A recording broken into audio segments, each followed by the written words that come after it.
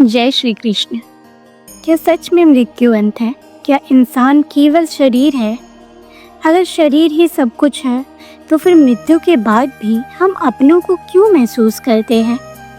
आज हम जानेंगे भगवद गीता के एक ऐसे श्लोक को जो आत्मा के रहस्य को खोलता है। अध्याय 2 श्लोक नंबर 20।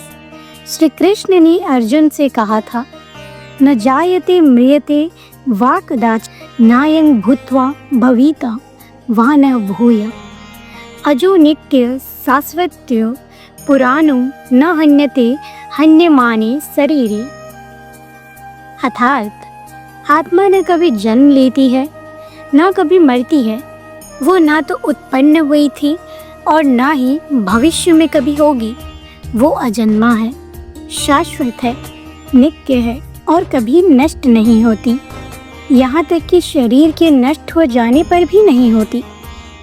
अब इस बात को गहराई से समझते हैं। हम अपने आप को जो समझते हैं, एक नाम, एक शरीर, एक पहचान, वो सब अस्थायी है।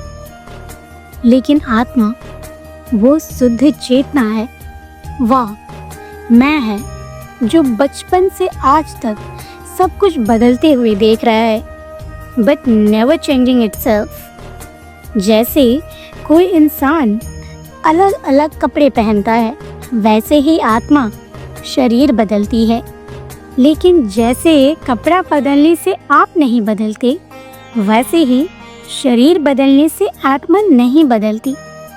जी हाँ, मृत्यु सिर्फ शरीर का त्याग है, आत्मा तो अमर है। इसीलिए गीता हमें सिखाती है कि मृत्यु पर शोक मत करो। वह जो गया वास्तव में कहीं नहीं गया, वह बस एक नए रूप में यात्रा पर निकला है। यही कारण है कि गीता दुख के समय में भी स्थिर रहने का साहस देती है, क्योंकि हम जान जाते हैं कि हमारे प्रिय, हमारे आत्मीय मर नहीं गए हैं, वे सिर्फ दृश्य से अदृश्य हुए हैं। इस ज्ञान का क्या उपयोग है जीवन में? पहला, जब हम मृत्यु से डरते नहीं तो हम सच्चे अर्थों में जीने लगते हैं। दूसरा, जब हम जान जाते हैं कि आत्मा अमर है तो हम हर प्राणी को सम्मान देना सीखते हैं। और तीसरा, यह ज्ञान हमें मोह से मुक्त करता है और भीतर शांति लाता है। और यही गीता का संदेश है कि जो जन्मा है वो शरीर है, जो सदा है वो आत्मा है, और आत्मा नित्य, शाश्वत और अविनाशी है।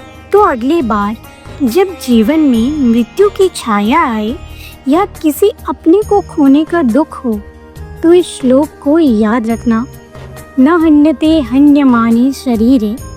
शरीर नष्ट होता है, आत्मा नहीं। अगर यह ज्ञान आपके मन को छू गया हो तो वीडियो को लाइक करें, शेयर करें और ज़रूर सब्सक्राइब करें। जय श्री कृष्ण।